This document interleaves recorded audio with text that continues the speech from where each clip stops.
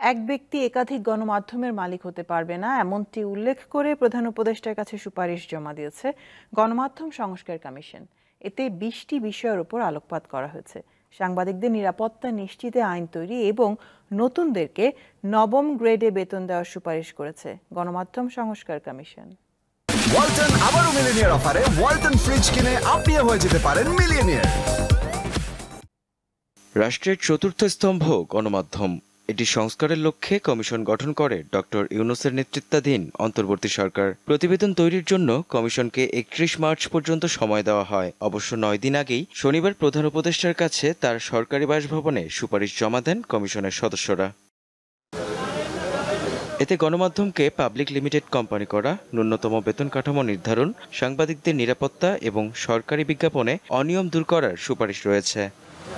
আমার দেশ পত্রিকার পরে সাংবাদিকদের মুখোমুখি হন গণমাধ্যম সংস্কার কমিশন প্রধান। তিনি সুপারিশের বিস্তারিত তুলে ধরেন। বৃহৎ এবং মধ্যম আকারের যত গণমাধ্যম কোম্পানি আছে তাদের উচিত হবে পাবলিক লিস্টেড কোম্পানি করা, শেয়ার ফ্লোট করা এবং সাংবাদিক কর্মচারীদেরকে তাদের শেয়ারের অংশীজন বানানো, শেয়ার দেওয়া। এটা আমরা প্রস্তাব করেছি। আমরা ক্রস ওনারশিপ এটাও বন্ধ করার প্রস্তাব করেছি। ওয়ান হাউস ওয়ান মিডিয়া, এর চাইতে বেশি হতে পারবে না। স্বাধীন সাংবাদিকতা নিশ্চিতে গণমাধ্যম কর্মীদের সুরক্ষার উপর গুরুত্ব দেন কামাল আহমেদ। কোনো হুমকি, কোনো ধরনের আক্রমণ, কোনো ধরনের আইনি বাধার সম্মুখীন হন, সেটা যে তরফ থেকেই হোক, সরকার কিংবা কোনো এজেন্সি কিংবা এমনকি আপনার মালিক পক্ষ, তাহলেও এই সাংবাদিকতা সুরক্ষা আইনে সাংবাদিকের পেশাগত সুরক্ষা নিশ্চিত করার দায়িত্ব সরকারের উপরে পড়বে। বিসিএস ক্যাডার সার্ভিসের নবম গ্রেডের যে বেতন স্কেল, সেই বেতন স্কেলের সাথে সঙ্গতি রেখে সাংবাদিকদের এন্ট্রি লেভেলের বেতনটা হতে হবে।